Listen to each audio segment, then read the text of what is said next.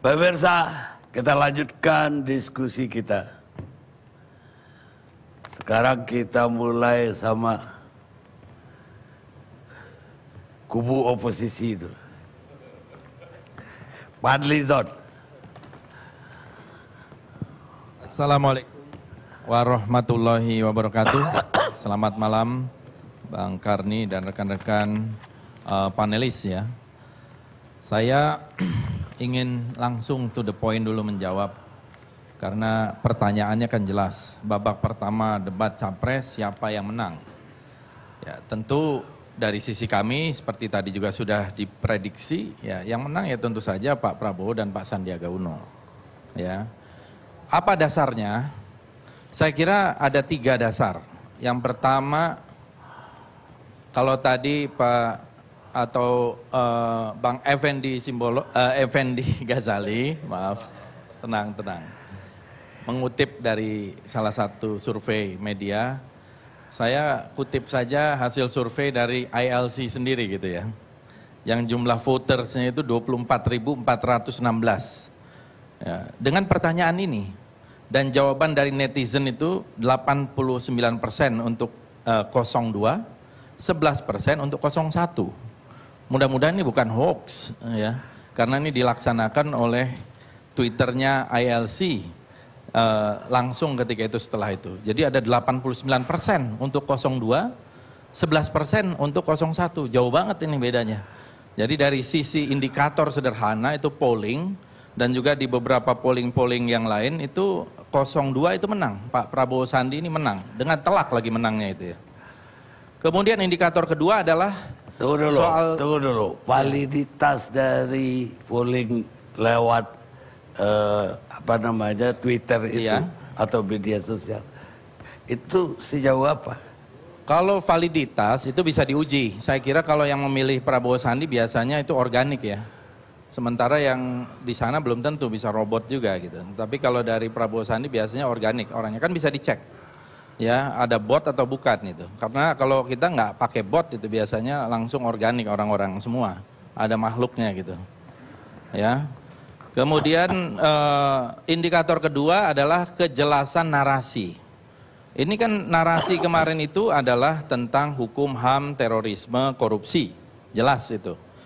Dari situ saya kira Pak Prabowo dan Pak Sandiaga Uno menjabarkan tema-tema itu dengan lebih mendalam, menyinggung substansi-substansi dengan pendekatan satu premis yang menurut saya sangat jelas gitu ya, bahwa pendekatan mereka adalah pendekatan strukturalis di dalam melihat persoalan-persoalan hukum, HAM, terorisme, dan korupsi. Apa itu pendekatan strukturalis? Ya kita melihat kenapa ini bisa terjadi, jadi langsung melihat dari akarnya. Salah satunya antara lain ya, bagaimana kita sebagai negara yang kaya tetapi masih banyak rakyat yang miskin, remunerasi terhadap aparat penegak hukum itu relatif tidak terlalu menunjang ya. Misalnya gaji polisi, hakim, jaksa, aparat sipil negara dan sebagainya. Ini harus diberesin dulu. Karena mereka adalah aparatur pemerintah yang menjaga, ya, termasuk aparatur hukum. Ini yang harus dibereskan, dan Pak Prabowo jelas sekali menyampaikan kalau ini tidak beres ya semuanya tidak beres. Misalnya ya, tentu dengan pengawasan, dan kalau masih terus melakukan tindakan-tindakan yang abuse of power, termasuk korupsi dan lain-lain, harus ada tindakan yang lebih tegas. Itu saya kira jelas. Jadi pendekatan ini adalah pendekatan strukturalis, bukan pendekatan mentalitas. Karena kalau pendekatan mentalitas itu terlalu relatif, apalagi revolusi mental di era pemerintahan Jokowi ini kan gagal total ya menurut saya. Tidak memberikan apa-apa. Ya, sampai sekarang malah sudah tidak disinggung-singgung lagi revolusi mental itu. Karena saya kira banyak ketidakberhasilan. Itu indikator yang kedua. Indikator yang ketiga adalah masalah kekompakan. Ya, kekompakan ini penting. Saya kira di situ bisa dilihat bagaimana Pak Prabowo dan Pak Sandiaga Uno ini berbagi kesempatan, kemudian saling komplementer, ada chemistry di antara keduanya yang bisa menurut saya bisa menjadi duit tunggal. Jadi cawapres itu bukan pajangan di situ ya, bukan pula pelengkap penderita, dan bukan juga saya kira ban serep ya. Ya, ini menurut saya jelas di situ bahwa dalam hal ini Pak Prabowo maupun Pak Sandiaga Uno itu komplementer, satu sama lain saling menunjang, saling menjadi kekuatan dan menjadi duit tunggal dan kelihatan rileks ya. Kalau kita mengacu kepada misalnya pedoman scoring dari National University Debating Championship, nah, kan harus ada dong kira-kira contohnya. Itu yang diperlukan itu memang kerjasama tim, interaktif dan komunikatif. Saya kira Pak Prabowo itu tidak membaca teks, visi misi tidak membaca teks, tidak nyontek ya terhadap catatan. Kemudian juga ketika menjawab itu lebih banyak impromptu dan lebih banyak menyentuh masalah. Nah, saya kira agak berbeda dengan Pak Jokowi. Misalnya dalam pertanyaan-pertanyaan saja berusaha melakukan attacking. Ini yang sangat aneh sebetulnya. Biasanya petahana itu berbicara apa yang sudah dia lakukan, keberhasilan-keberhasilannya. Ini tidak keluar keberhasilan-keberhasilan itu di dalam paparan tentang hukum, HAM, korupsi, dan terorisme. Tidak kelihatan dan tidak tergambar keberhasilan. Harusnya kan klaim keberhasilan, tapi mungkin karena memang tidak ada yang bisa dibanggakan atau tidak ada yang dihasilkan, mungkin jadi tidak disentuh. Malah agak cenderung melakukan attacking. Dan attackingnya menurut saya agak norak gitu, terus terang saja ya. Karena menurut saya misalnya pertanyaan-pertanyaan kepada partai kami, pada partai Gerindra gitu ya, soal ini pertanyaan yang remeh-temeh, menurut saya tidak pantas gitu untuk dibawakan di dalam debat capres. Misalnya tentang perempuan, porsi perempuan itu jelas kok, di Gerindra banyak sekali perempuan dan memenuhi 30%. Semua partai menurut saya itu tidak perlu sebenarnya menjadi pertanyaan. Kok ditanyakan kurang perempuannya? Saya kira ini Gerindra itu bahkan mempunyai sayap perempuan yang paling kuat, yang namanya Perempuan Indonesia Raya. Bahkan sekarang pun emak-emak ya, partai emak-emak yang mendukung Prabowo Sandi justru menjadi salah satu tulang punggung. Jadi menurut saya kalau soal perempuan ini lebih dari cukup ya. Dan saya kira kita menempatkan perempuan. Nah, ini dipertanyakan di dalam debat capres, hal yang sangat teknis dan menurut saya standarnya itu di bawah standar pertanyaan ini. Kemudian kita lihat juga misalnya pertanyaan tentang mantan napi koruptor. Dan ini kesannya seperti sebuah proses attacking ya. Padahal kalau kita melihat justru Pak Jokowi sendiri yang mengamini dan bahkan mengambil keputusan akhir menyetujui agar mantan napi koruptor juga bisa menjadi caleg. Nah, dalam hal ini Pak Prabowo justru tidak menandatangani karena itu kan calegnya caleg-caleg DPRD. Tidak ada caleg DPR RI dari Partai Gerindra yang merupakan mantan napi koruptor, itu tidak ada sama sekali. Jadi hal-hal yang dilakukan secara personal attacking itu menurut saya tidak menggambarkan seorang petahana. Justru ini seperti penantang jadinya.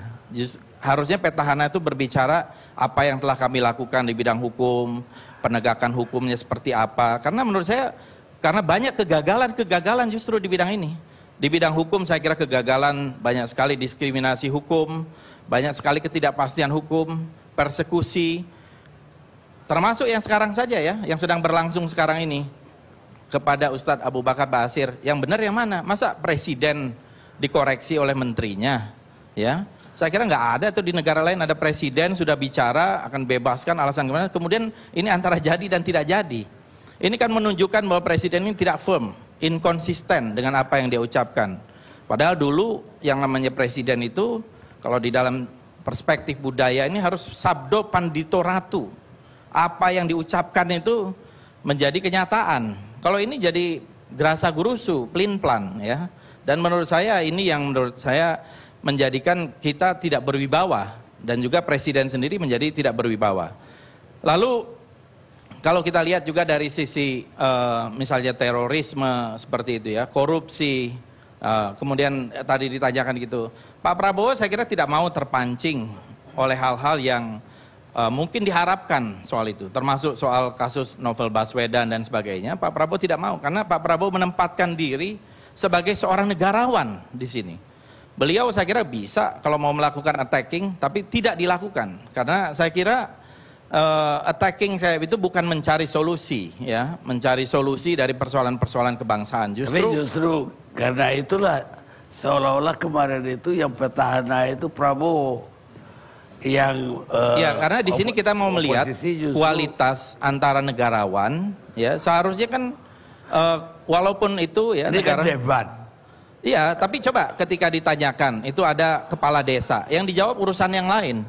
Jadi tidak tektok karena persoalan teknis juga saya kira menentukan karena dibatasi oleh waktu yang begitu sedikit, kemudian prosedurnya begitu kaku untuk sebuah debat presiden. Saya kira saya mengamini apa yang tadi disampaikan oleh saudara Effendi Ghazali bahwa prosedur terhadap debat ini harus kita evaluasi bersama karena kita ingin di dalam perdebatan ini melihat kapasitas langsung, otentisitas dari seorang calon supaya rakyat betul-betul melihat isi kepalanya itu apa. Jangan nanti ini isi kepalanya konsultan, ya. Tapi isi kepala sesungguhnya apa, visinya. Karena kita sedang memilih pemimpin untuk 263 juta rakyat. Dan kemarin dari 2014 sampai 2019 ini terbukti terhadap masalah-masalah ini saya kira banyak masalah. Masalah hukum banyak masalah, banyak ulama yang dikriminalisasi, jelas kok itu.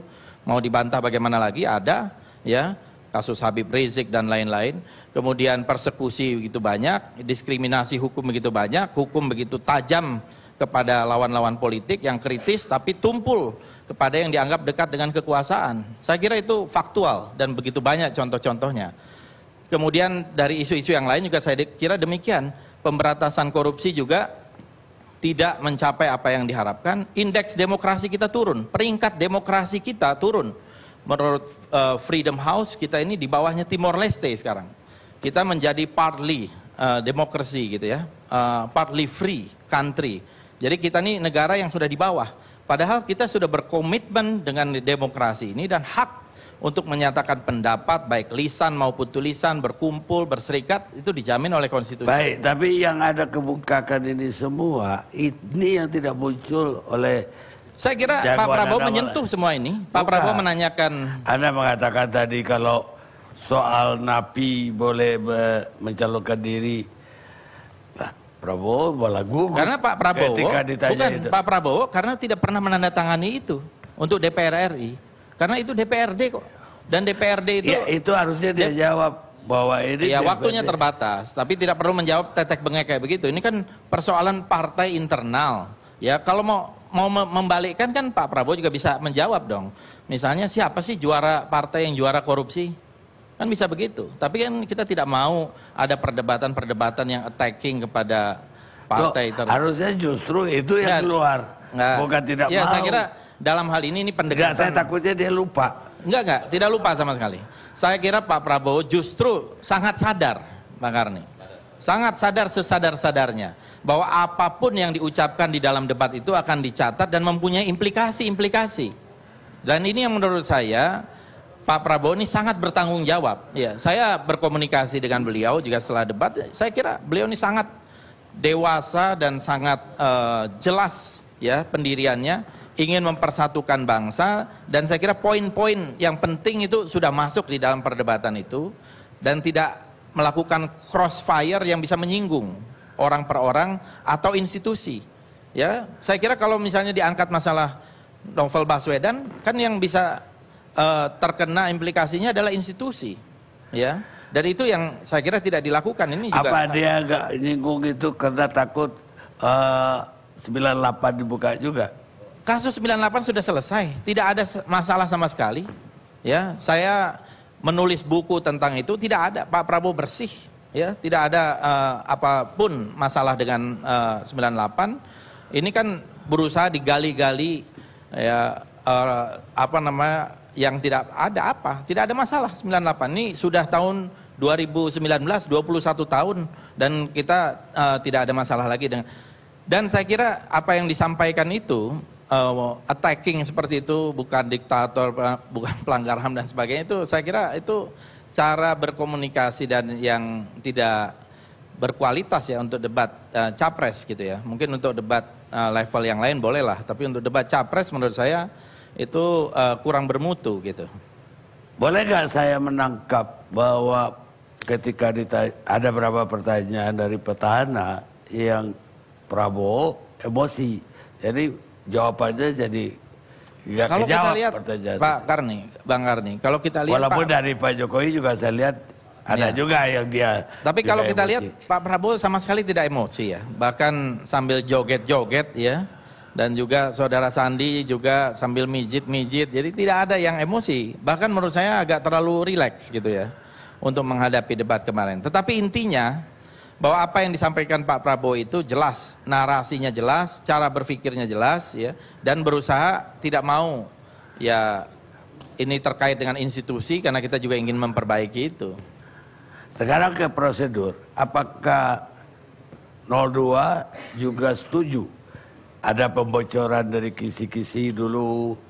Kita tidak setuju. Saya kira sekarang kita juga sampaikan ya sebaiknya tidak perlulah ada kisi-kisi. Cari juga moderator kalau bisa bukan orang yang mempunyai muatan politik atau orang yang terlalu berpolitik ya, atau mempunyai afiliasi politik ya, baik di masa lalu maupun sekarang gitu ya.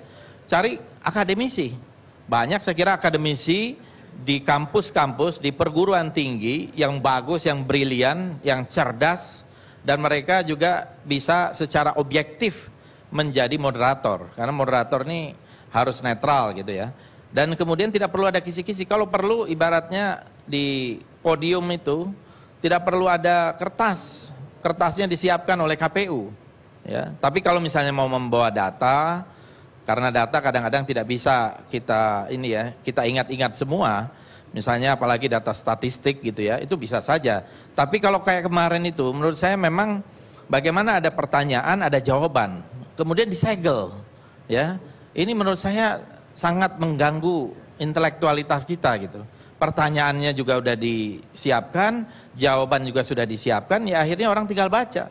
Sehingga tidak nyambung. Kalau 02 nggak setuju, kan katanya KPU kalau kompromi. Salah satu pihak nggak setuju, kan dia nggak jadi melakukan itu. Setuju? Kalau dari kami setuju sih. Setuju ada kisi-kisi. Oh bukan, maksudnya kita setuju, ini dievaluasi.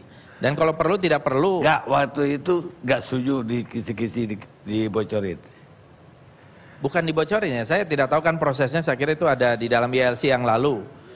Itu ada proses yang lalu, tapi kan kita juga kritisi. Ya. Kita juga yang mengkritisi. dibuka itu pihak sana yang mengusulkan Pak Karni. Enggak, bukan pertanyaan ya, saya kira beda gitu. Pertanyaan dengan kisi-kisi itu hal-hal yang mungkin ditanya. Tapi kalau pertanyaan ini kan pertanyaan verbatim, itu berbeda menurut saya. Kalau ini pertanyaannya bocoran pertanyaan, ada jawaban. Kalau kisi-kisi itu cuma garis besar saja, gitu. Itu beda. Lah. Semacam pointer gitu. Semacam pointers, bukan dari pertanyaan. Dibacakan itu pertanyaan ya? Enggak, Itu pertanyaan. Ya? Sepakat ya, yang dibacakan itu pertanyaan ya? Yang diusulkan oleh pihak 02, saya ikut rapatnya di KPU. Justru bukan soal kisi-kisi, pertanyaan itu disampaikan kepada kita. Nah, saya kira soal kisi-kisi tadi juga bukan pertanyaan kok ya. Jadi sebaiknya pertanyaan itu tidak ada ya, karena itu lucu kalau soal pertanyaan itu. Saya kira kita sudah perdebatkan. Kita pengen kondusif, jadi ya kita terima saja usulan. Pakai supporter kayak tadi kembali. Nggak, ini kan sudah pernah kita perdebatkan di sini 2 minggu yang lalu. Oke. Ya. Oke, jadi sekarang, kita berbicara tentang hal ini ya, dan saya kira kita evaluasi. Sekarang giliran Budiman Sujatmiko.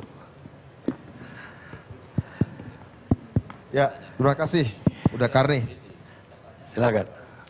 Pertama-tama saya akan menanggapi dulu apa yang dikatakan oleh Bang Effendi Ghazali. Yang dari 3 orang Minang ini. Bang Karni, Fadli, Antuat, Faldo, dan Effendi Ghazali. Begini, dari kata oleh Effendi Ghazali, kenapa menurut survei Kompas ada satu sisi di mana Prabowo unggul sedikit.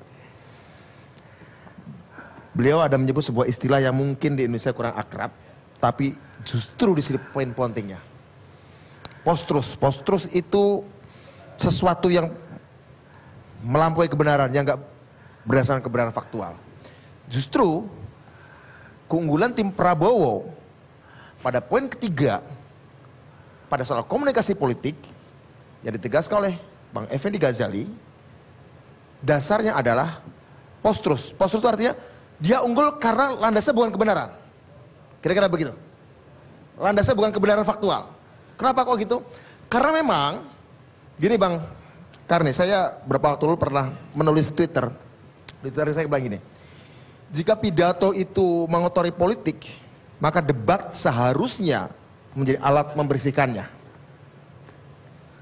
Masalahnya, tim pasangan nomor 02 kebanyakan pidato, bukan berdebat. Artinya, dia tidak menggunakan forum debat untuk membersihkan seluruh pidato, seluruh ucapan berbulan-bulan selama ini. Tapi forum untuk mengotori politik dan pidato berdasarkan tidak kebenaran atau postur itu diteruskan. Sehingga sebenarnya kalau kita lihat amati, saya sebenarnya tidak ikut, tidak menonton langsung. Jangan dipotong dulu. Anda saya biarkan tadi. Anda saya biarkan tadi. Anda saya biarkan tadi. Anda saya biarkan tadi. Kita membiarkannya karena Anda 10 dari omongan Anda 11 bohong ya. Jadi saya akan, tapi saya biarkan, kami biarkan. 10 dari omongan Anda 11 bohong. Karena tapi kami biarkan karena kita menghormati Anda. Nanti dulu saya jawab satu persatu Fadri. Satu persatu. Saya tahu cara berpikir Anda. Saya tahu cara berpikir Anda. Satu ya. Justru yang dikatakan oleh Pak Effendi Ghazali, keunggulan Prabowo adalah ketika dia menggunakan teori komunikasi yang basisnya bukan kebenaran, post-truth. Dan itu adalah ilmu baru memang. Ilmu yang dipakai oleh Trump, yang dipakai di Brazil, dipakai di Brexit. Anda bisa tonton filmnya Brexit di HBO. Bagaimana itu dilakukan. Jadi bukan debat. Sehingga memang kebanyakan monolog. Monolog itu pidato saja. Sehingga kalau kita amati tahap per tahap, tidak banyak terjadi tukar komunikasi atau nggak nyambung. Justru persis karena pihak pasangan 02 sengaja nggak nyambung. Dia memang monolog terus-menerus. Pidato itu diteruskan sampai moderator saudari Ira Kusno menegur supaya ini bukan jadi forum pidato, tapi forum berdebat. Dan memang debat seharusnya untuk membersihkan politik yang sudah dikuat oleh demagogi-demagogi yang hasutan-hasutan yang sifatnya tidak benar. Jadi pidato debat itu harusnya untuk mengeluarkan kebenaran, tapi ini terus-menerus dipakai berdasarkan non kebenaran. Satu itu. Jadi dan rupanya dari 3 poin yang disurvei di Kompas, persis pada poin tidak benar itulah pasangan nomor 02 unggul. Paham ya? Jadi kira-kira gitu untuk menjelaskan posisi teori dari yang disampaikan oleh Bang Effendi Ghazali. Nanti dulu Fadlizon. Nanti dulu Fadlizon. Nanti dulu. Sebutkan mana poin yang tidak benar itu. Informasi yang tidak benar itu yang saya mana? menanggapi Effendi Ghazali bukan menanggapi Anda. Yang bahwa yang tidak benar. Saya sedang menanggapi Effendi Ghazali. Saya sedang menanggapi Effendi Ghazali. Anda menuduh calon presiden nomor tidak benar yang mana? Bahwa yang Anda benar? dengan tanggapan saya atas Effendi Ghazali merasa terserang. Gini. Saya kasih Anda oversensitif. Anda oversensitif. Anda selesaikan. Fadlizon berbicara soal teori strukturalis. Saya tahu dia kuliah di LSI, London School of Economics. Yang rektornya pada waktu dia kuliah itu namanya Anthony Giddens. Anthony Giddens itu mengajukan teori namanya strukturasi, bukan strukturalis. Apa itu artinya? Bahwa persoalan-persoalan dunia di era global, persoalan-persoalan dunia di era digital, termasuk juga persoalan-persoalan dalam negeri, itu nggak lagi ukurannya berdasarkan strukturalis yang kaku, tapi strukturasi. Perubahan itu bukan karena struktur yang kaku, tapi ada faktor mental orang, ada faktor interaksi. Gini maksudnya, dulu memang teori itu laku, karena memang struktur itu kuat, manusia itu dianggap hanya budak dari struktur. Saya anggota organisasi, saya anggota institusi tertentu memang kuat struktur itu. Tapi di era digital, ketika pendapat satu orang itu bisa viral, maka tindakan saya sebagai manusia itu bisa mengubah struktur langsung gitu loh. Artinya memakai secara teoritis yang disampaikan oleh Fadli sebagai filosofi pikirnya Pak Prabowo dan Sandi usang. Ya, artinya secara teori usang, kemudian secara etik juga post-truth tidak benar ya, faktor berdasarkan teori komunikasinya, 2 itu. Yang lainnya saya serahkan pada saudara Lukman Edi saja. Jadi nggak terlalu banyak untuk mengetik Fadlizon. Toh dia sudah cukup. Itu. Boleh. Fadli menjawab sedikit ya. Saya kira saya tidak bicara tentang teori strukturasi. Saya kira yang saya katakan adalah pendekatan struktural. Ya, pendekatan struktural ini beda dengan teori strukturasinya Anthony Giddens. Ya, enggak, saya tidak mengatakan itu. Saya kira itu beda sekali. Nah, yang saya katakan Pak Prabowo ini berbicara tentang akar masalah. Akar masalah kita ini negara yang kaya bocor. Nah, penegakan hukum ini menjadi penting untuk memproteksi kepentingan nasional kita di sini. Ekonomi menjadi satu faktor determinan. Masalah terorisme bisa banyak akarnya itu dari kesenjangan ekonomi, kesenjangan sosial dan seterusnya. Begitu juga persoalan hukum, persoalan korupsi, semuanya banyak karena faktor determinan di bidang ekonomi, kekayaan nasional. Itulah saya kira yang dimaksud oleh Pak Prabowo. Dan jelas sekali kok apa yang disampaikan Pak Prabowo itu tidak ada sedikit pun yang bohong. Jadi kalau dikatakan post-truth seolah-olah kemudian itu ketidakbenaran yang disampaikan, itu salah besar. Itu ngawur saya kira yang disampaikan oleh Saudara Budiman. Justru Pak Prabowo menyampaikan, coba bagian mana yang Pak Prabowo katakan itu yang tidak benar. Semuanya benar menurut saya. Ya, tidak ada satu kalimat pun yang salah dari kalimat Pak Prabowo di dalam perdebatan itu. Boleh sedikit aja.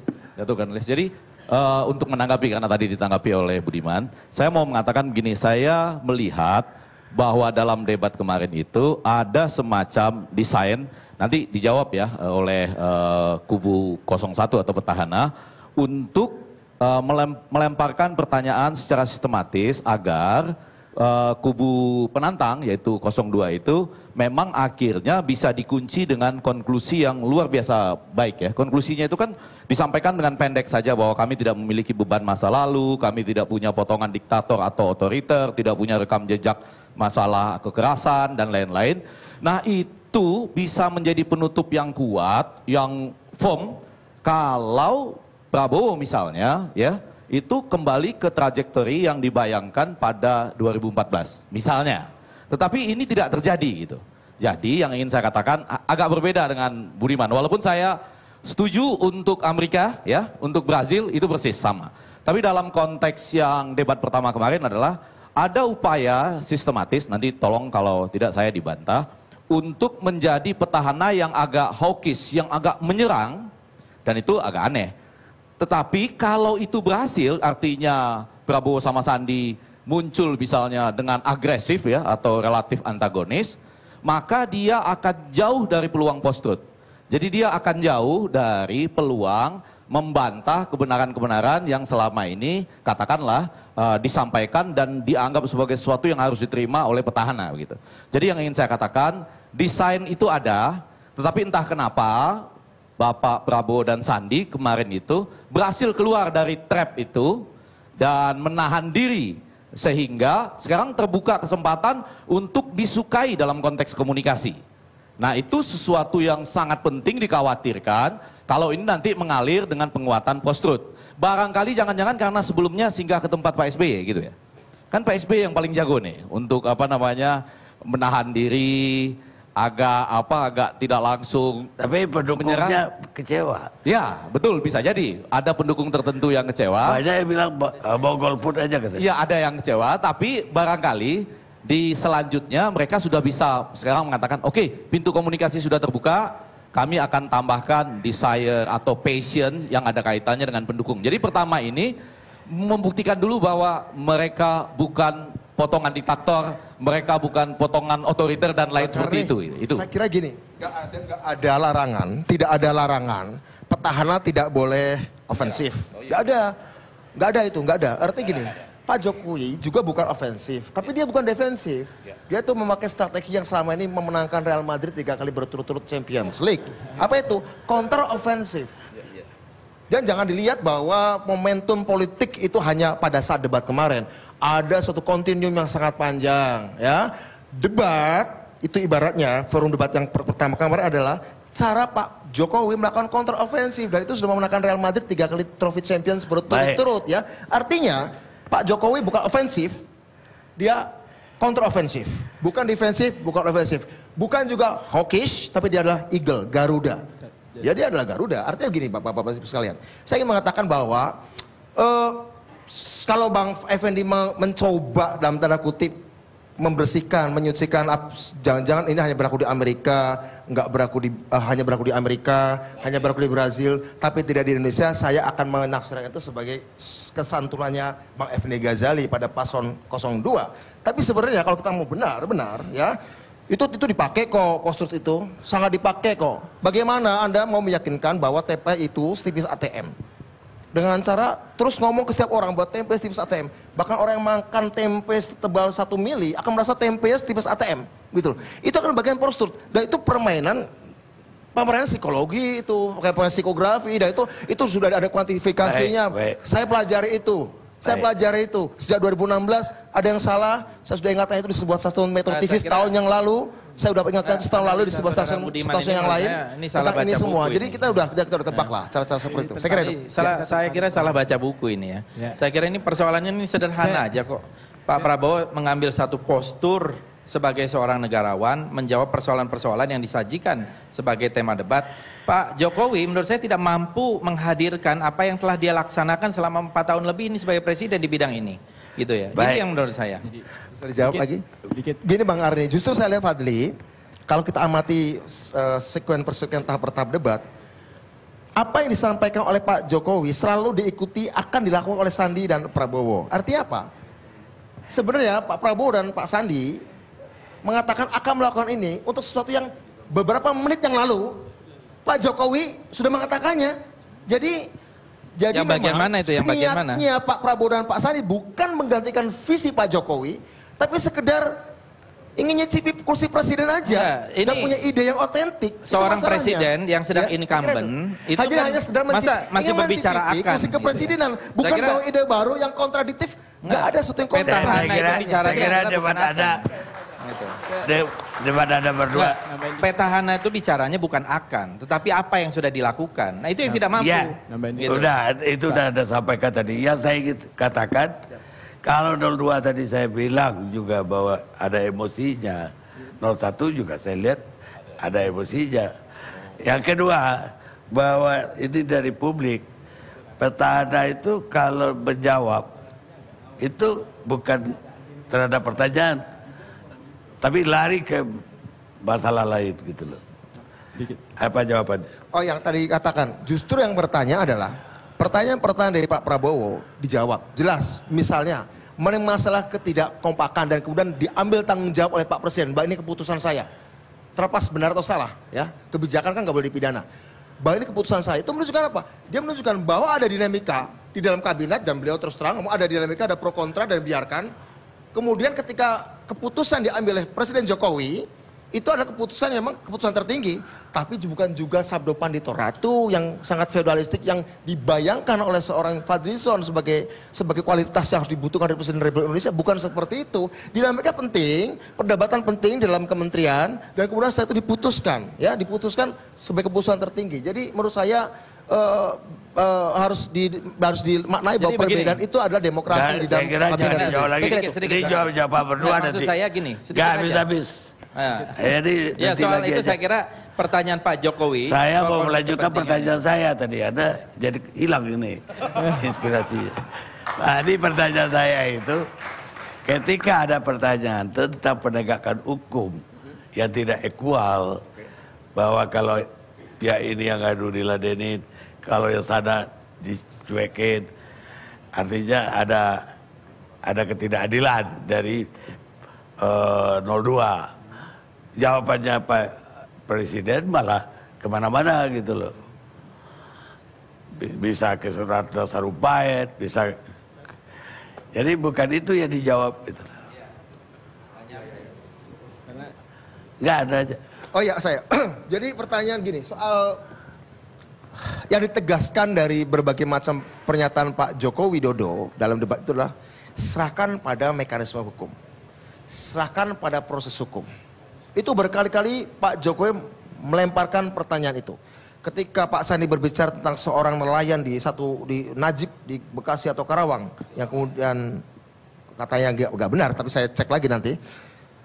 Pak Jokowi mengatakan dia serahkan pada proses hukum jika dia menjadi korban ketidakadilan. Bahkan Pak Karni, kalau kita lihat, sebenarnya sekarang ini di masa Pak Jokowi, proses ganti rugi pada setiap korban pelanggaran hukum, orang salah yang kemudian dihukum, tidak bersalah tapi dihukum, itu sudah ditingkatkan sebagai sebuah bentuk komitmen pemerintah bahwa negara mengkompensasi mereka-mereka yang menjadi korban fitnah, misalnya seperti itu.